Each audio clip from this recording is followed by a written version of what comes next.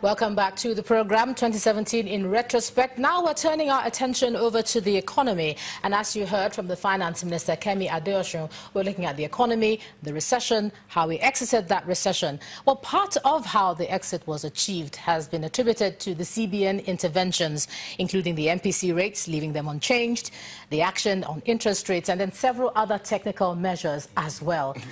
Indeed. So let's look at some of those measures that were enumerated by the CBN governor.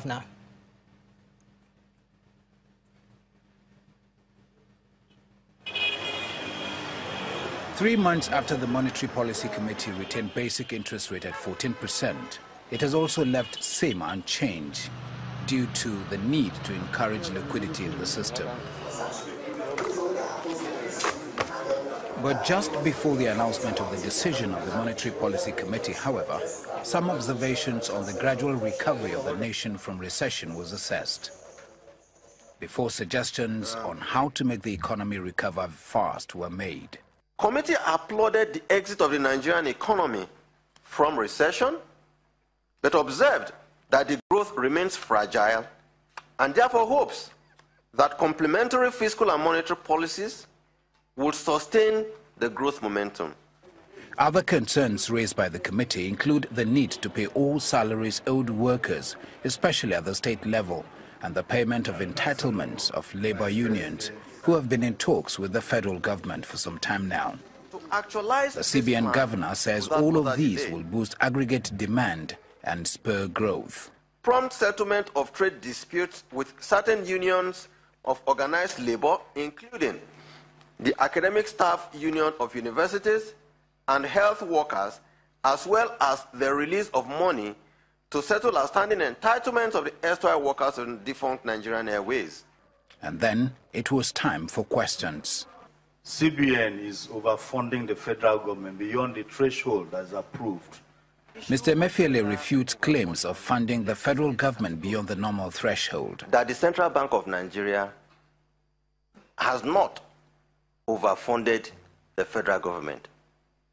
The federal government on its own decided that all its funds that are in banks, both local and foreign currency, should be moved to the Central Bank of Nigeria into the Treasury single account. In all, the Monetary Policy Committee promised to ensure both fiscal and monetary stability in the economy for sustained growth in the days ahead.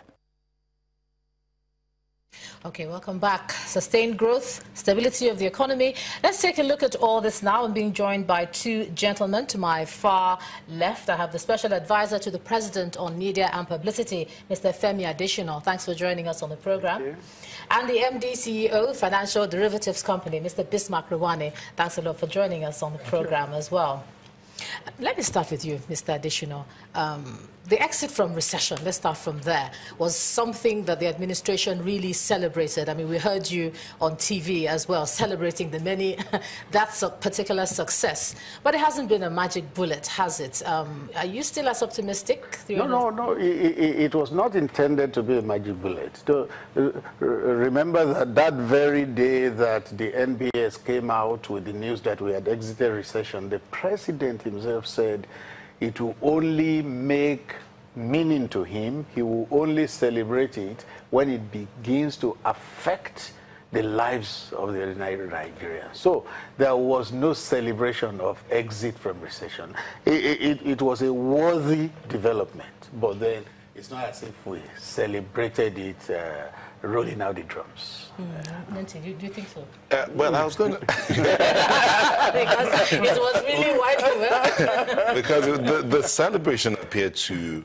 I mean, everybody kept talking about how Nigeria's moved out of recession, and they were tying into politics, but many are concerned that it was just because of the oil prices that changed. That's how Nigeria came out of recession. What are the other indices, and why should we even be optimistic that we're going somewhere? No, oil prices, yes, played a significant role. But remember not the only role. No, not the only. Agriculture. Agriculture also was very significant. Even manufacturing went up.